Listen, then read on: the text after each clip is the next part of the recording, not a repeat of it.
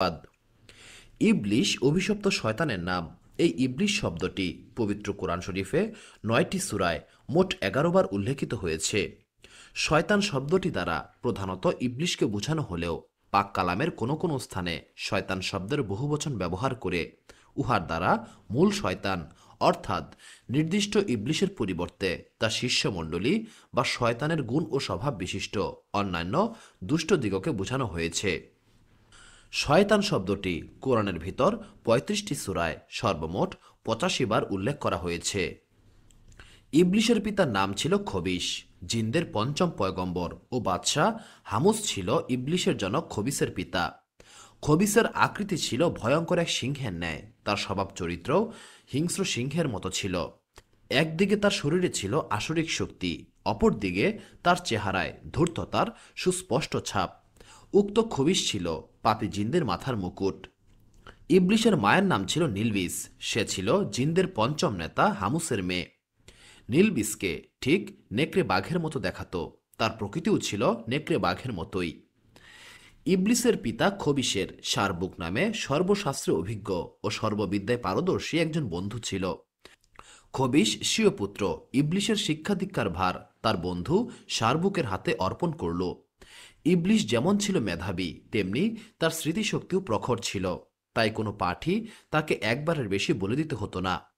একবার মাত্র যা কিছু সে শ্রবণ করত আর কখনোই তা ভুলে যেত না। এই কারণে ওস্তাদ শারবুকের মনে ইবলিশ সম্পর্কে উচ্চ ধারণা জন্মেছিল। ইবলিশকে পড়াতে পড়াতে সে তার বন্ধু খবিসকে প্রায়ই বলতো, বন্ধু, তোমার পুত্র ইবলিসের মধ্যে যে সমস্ত লক্ষণ দেখছি তাতে মনে হচ্ছে ভবিষ্যতে সে একদিন মহাবিখ্যাত জিনে পরিণত হবে। আমি ২৬,০০০ বছর যাবৎ শিক্ষকতার কাজে নিয়োজিত আছি, কিন্তু এই সুদীর্ঘ দিনের মধ্যে তোমার সন্তান ইবলিশের ন্যায় এতটা তীক্ষ্ণ মেধাবী ও বুদ্ধিমান ছাত্র আমার হাতে দ্বিতীয়টি আর পড়েনি। তবে এটাও সত্য যে তোমার সন্তানটি ভীষণ বেয়াদব, অহংকারী আর একগুঁয়ে। এটা তার পরিণতির জন্য মোটেও কল্যাণকর হবে না। বস্তুত শৈশব হতেই ইবলিশ ভীষণ রাগী, জেদি, একরোখা, ঝগড়াটে আর মিথ্যাবাদী প্রকৃতির ছিল। প্রতিবেশী অন্যান্য জিন ছেলে মেয়েদের সঙ্গে প্রতিনিয়ত কলহ বিবাদ, মারামারি ছিল তার প্রধান কাজ। ছোট ছোট ছেলে মেয়েরা তার অত্যাচারে অতিষ্ঠ হয়ে উঠেছিল। তার বায়োজ্যেষ্ঠ জিনেরাও তার দুরন্তপনায় অতিষ্ঠ ও আতঙ্কিত হয়ে পড়েছিল। এই কারণে যে না জানি তার যেরূপ স্বভাব, তাতে সে কখন কাকে মেরে ফেলে না কি করে তা বলা মুশকিল। বিশেষ করে বিপুল প্রভাব ও ক্ষমতার অধিকারী খবিসের পুত্র ইবলিশকে কিছু বলতে যাওয়াটাও ছিল সাধারণ জিনদের জন্য বিপজ্জনক। কেউই তাকে কিছু বলতে সাহস পেত না। যাই হোক, ইবলিশের ভিতর এই দুরন্তপনা ও ঝগড়াটে প্রকৃতির বিপরীতধর্মী প্রকৃতি তথা তীক্ষ্ণ বুদ্ধিমত্তা আর মেধাবী চরিত্র তার জীবনের প্রথম অধ্যায়ের জন্য খুবই অনুকূল অবস্থার সৃষ্টি করল। তার ভাগ্যও ছিল সুপ্রসন্ন। ফেরেশতাগণ জিনদেরকে ধ্বংস করার সময়ে বালক ইবলিশকে স্নেহবশত হত্যা না করে লালন পালন করার জন্য আল্লাহর নিকট অনুমতি লাভের প্রার্থনা করল। আল্লাহ পাক ফেরেশতাদের প্রার্থনা মঞ্জুর করলেন এবং তাদেরকে অনুমতি প্রদান করলেন। ফেরেশতাগণ তদানুসারে ইবলিশকে প্রথম আসমানে এনে নিজেদের প্রকৃতি, নিজেদের স্বভাব অনুসারে আল্লাহ তাআলার ইবাদত বন্দেগী নিয়ম কানুন শিক্ষাদান করলেন। ইবলিশ স্বীয় প্রতিভা বলে অনায়াসেই শিক্ষা লাভ করে দীর্ঘ ১,০০০ বছর প্রথম আসমানে আল্লাহ পাকের ইবাদত করল। প্রথম আসমানের ফেরেশতারা তার ইবাদতের ধারা ও একাগ্রতা দর্শনে অবাক হয়ে গেল এবং বলাবলি করতে লাগলেন যে আমরা ফেরেশতা জাতি শুধুমাত্র আল্লাহ তাআলার ইবাদতের জন্যই সৃষ্টি হয়েছি। ইবাদত ব্যতীত অপর কিছু করার আমাদের উপর আদেশ নেই। একমাত্র ইবাদত আমাদের শিক্ষা দীক্ষা ও ধ্যান ধারণার সব কিছু, উহাই আমাদের একমাত্র কর্ম। তবু কি আশ্চর্য, আমরা ইবলিশের ইবাদতের তুলনায় নিজেদেরকে মোটেই ইবাদতকারী বলতে পারি না। আমরা আমাদের মধ্যে কাউকে কখনো এমন ধারায় এতটা নিবিড়ভাবে ইবাদত করতে দেখিনি। মনে হচ্ছে তার কাছেই আমাদের অনেক কিছু শেখার ও বোঝার রয়েছে। মোট কথা, প্রথম আসমানের সকল ফেরেশতারা শতমুখে ইবলিশের প্রশংসা করতে লাগলো। ফেরেশতারা তখন ইবলিশের উপাধি দিল খাস। ইবলিশ প্রথম আসমানে ১,০০০ বছর ইবাদত করার পর দ্বিতীয় আসমানের ফেরেশতাগণ আদরের সাথে তাকে নিজেদের সঙ্গে নিয়ে গেল। ইবলিশ দ্বিতীয় আসমানে পৌঁছে আরও বেশি মাত্রায় ইবাদত করতে শুরু করে দিল। এখানকার ইবাদতে তার একাগ্রতার মাত্রা আরও বেশি দেখা দিল। দ্বিতীয় আসমানের ফেরেশতারা তার ইবাদতের ধারা দর্শনে ধন্য ধন্য করতে লাগল এবং শতমুখে ইবলিশের প্রশংসা করতে লাগল। তাছাড়া দ্বিতীয় আসমানের ফেরেশতারা তার উপাধি দিল আবেদ। অতঃপর তৃতীয় আসমানের ফেরেশতারা আল্লাহ পাকের অনুমতি লাভ করে ইবলিশকে তৃতীয় আসমানে নিয়ে গেল। এখানে এসে ইবলিশ আরও বেশি মাত্রায় আল্লাহ পাকের ভক্তি শ্রদ্ধা সহকারে পরম একাগ্রতা ও মনোযোগের সহিত ইবাদত করতে লাগল। তৃতীয় আসমানেও ইবলিশ 1000 বছর ইবাদত করল। তৃতীয় আসমানের ফেরেশতাগণ তার ইবাদতের নবধারা দর্শন করে ভীষণ খুশির সঙ্গে তাকে উপাধি প্রদান করল অলি। অতঃপর চতুর্থ আসমানের ফেরেশতারা আল্লাহ পাকের অনুমতি নিয়ে ইবলিশকে চতুর্থ আসমানে উঠিয়ে নিল। ইবলিশ তথায়ও 1000 বছর অতি একাগ্রতার সঙ্গে আল্লাহ পাকের ইবাদত করল। সেখানকার ফেরেশতারা তার ইবাদতে খুশি হয়ে তার উপাধি দিল সালেহ। এইভাবে যথাক্রমে ইবলিশ পঞ্চম, ষষ্ঠ ও সপ্তম আসমানে উন্নীত হয়ে প্রতি আসমানে 1000 বছর করে ইবাদত বন্দিগি করল। সমগ্র ফেরেশতা জগতই তার প্রশংসায় পঞ্চমুখ হল। সপ্তম আসমানে উন্নীত হয়ে ইবলিশ তথায় পরম সুখ শান্তিতে বসবাস করতে শুরু করল। ইবলিশ ফেরেশতাদের কাছ থেকেই আদব কায়দা এবং ইবাদতের রীতিনীতি লাভ করেছিল, কিন্তু সে যখন যা কিছু শিক্ষা লাভ করত তার কোনো কিছুই ভুলত না। তাই ফেরেশতাদের নিকট হতে সে সকল বিষয়ে জ্ঞান অর্জন করতে করতে এত বেশি জ্ঞান অর্জন করল যে এখন তার উস্তাদ ফেরেশতাগণের তুলনায় তার জ্ঞানী বৃদ্ধি পেয়ে গেল। অনুরূপভাবে ইবাদতের বেলায়ও ফেরেশতাদের ইবাদতের চেয়ে তার ইবাদতের পরিমাণ অনেক বেশি হয়ে গেল। 7 আসমান জমিনে এমন কোনো স্থান অবশিষ্ট থাকল না যেখানে ইবলিশের সিজদা পড়েনি। ফেরেশতারা ইবলিশের অবস্থা দর্শন করে পরিষ্কারভাবে বুঝতে পারল যে ইবলিসকে তারা শিক্ষা প্রদান করেছে সেই ইবলিশের নিকট তাদের বহু কিছু শিখার রয়েছে।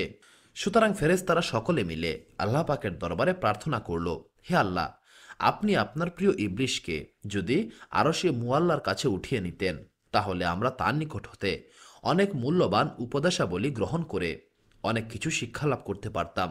মূলত সে আমাদের চেয়ে অনেক বেশি জ্ঞান অর্জন করেছে। দয়াময় আল্লাহ পাক ফেরেশতাদের এই প্রার্থনা কবুল করলেন এবং ইবলিশকে আরশে মুআল্লার কাছে নিয়ে এলেন। আরশে মুআল্লার নিকট ইয়াকুত নির্মিত একটি সুউচ্চ মিম্বর রয়েছে। ইবলিশ উক্ত মিম্বরে আল্লাহ পাকের ইবাদতে আত্মনিয়োগ করল। ইবলিশ নিজের অবসরে ফেরেশতাগণকে ওয়াজ নসিহত করতে লাগল। ফেরেশতাগণ তার ওয়াজ শ্রবণ করে এবং অমূল্য উপদেশাবলী গ্রহণ করে মুগ্ধ হয়ে গেল। তারা সকলেই ইবলিশের প্রশংসা করতে লাগল। তখন সে ফেরেশতাদের ওস্তাদেও পরিণত হল এবং সত্যি সত্যি সে ফেরেশতাদের শিক্ষক নামে পরিচিত হয়ে গেল। পরম আশ্চর্যের বিষয় বই কি, একটি সামান্য জিন সন্তান ফেরেশতাদের স্নেহ ভালোবাসা ও একান্ত দয়ার উপর যার প্রাণ রক্ষা পেয়েছে, নতুবা এতদিনে কোথায় তার অস্তিত্ব বিলীন হয়ে যেত। কত কোটি জিন যে ফেরেশতাদের হাতে নিহত হয়েছে, ইবলিশের অবস্থা সেইরূপ হতে পারত।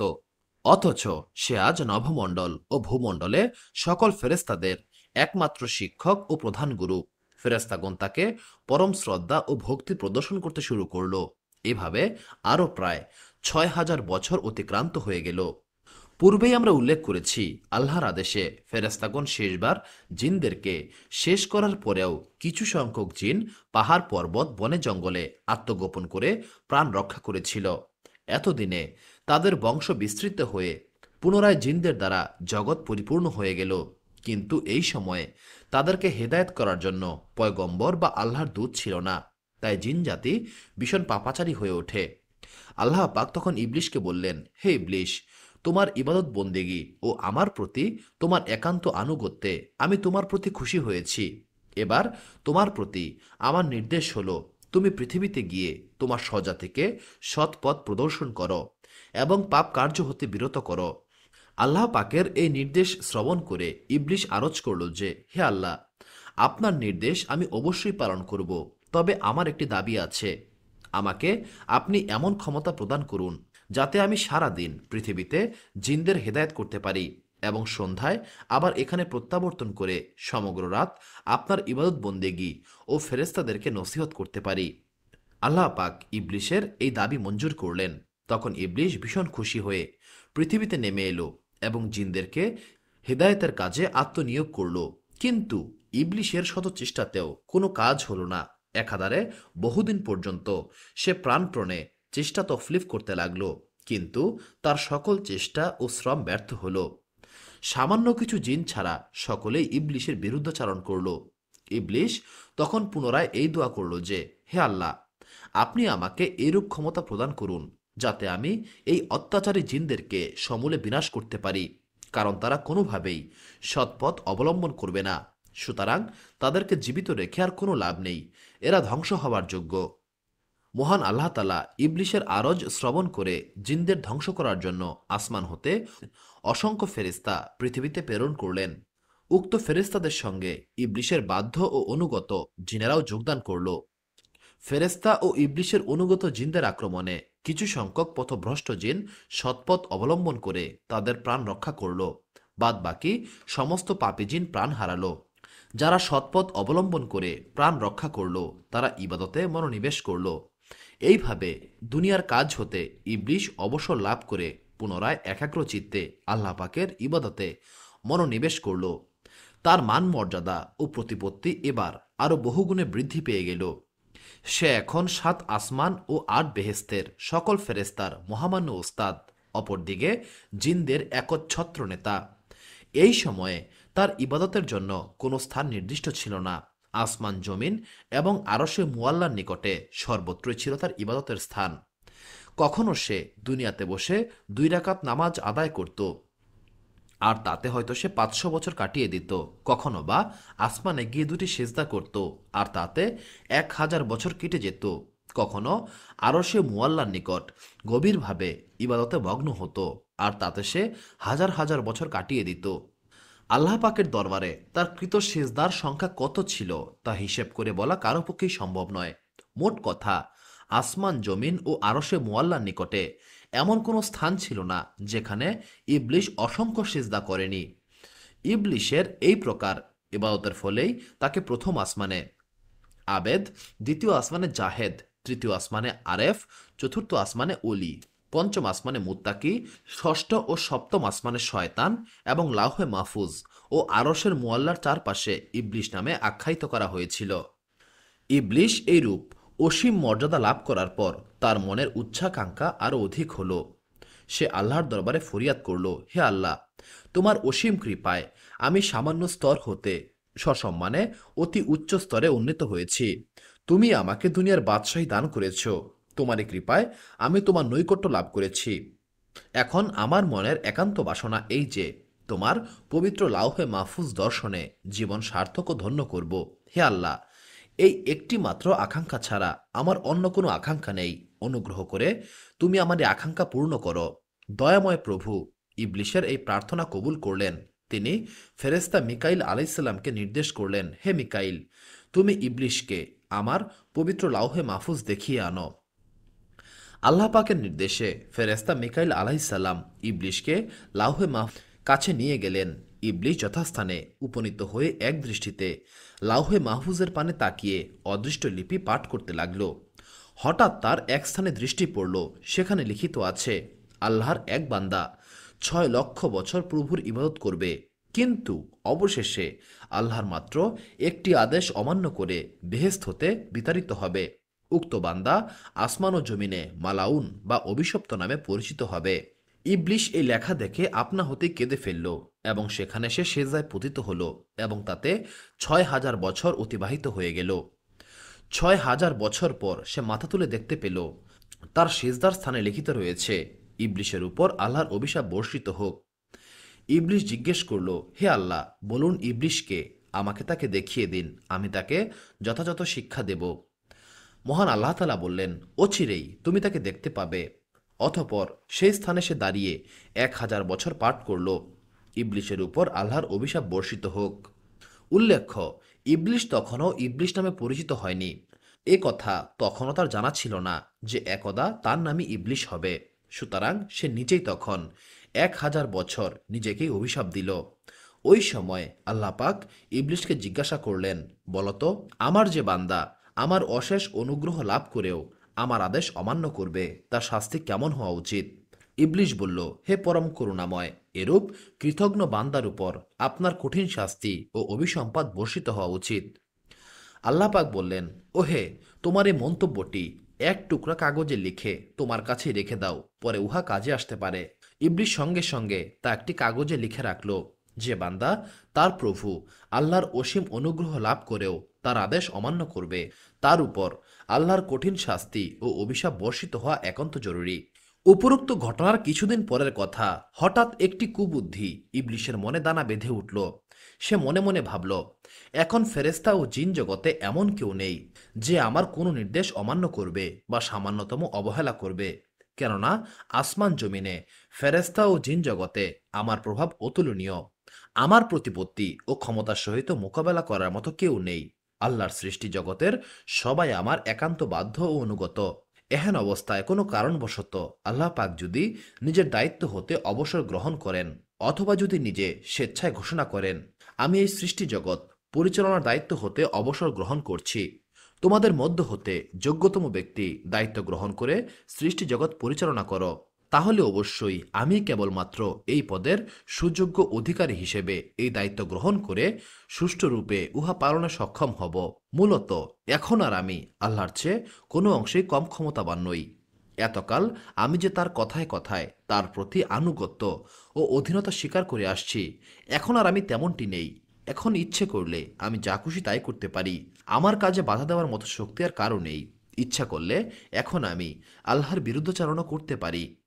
যাবতীয় ফেরেশতা ও জিনদের উপর এখন আমার যেরূপ প্রভাব, তাতে আল্লাহর সাথে কোনো ব্যাপার নিয়ে আমার মতবিরোধ বাঁধলে অবশ্যই তারা আমার পক্ষ অবলম্বন করবে।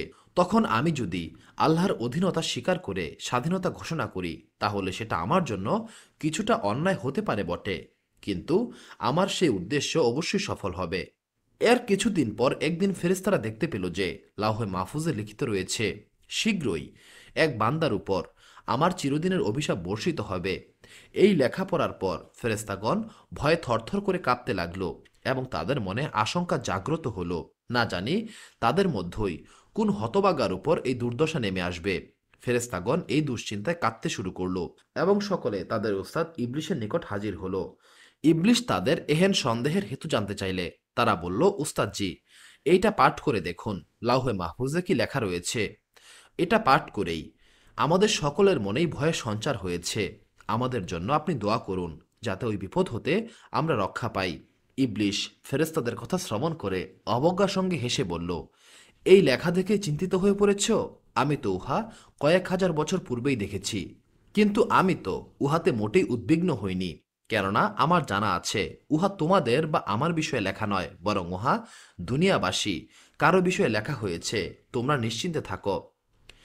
ইবলিসের কথায় ফেরেশতাগণ সান্ত্বনা পেলেন না। তারা বললেন, উস্তাদজি, যাই বলুন না কেন, আমাদের কিন্তু ভয় দূর হচ্ছে না, কেননা আমরাও তো আল্লাহরই বান্দা।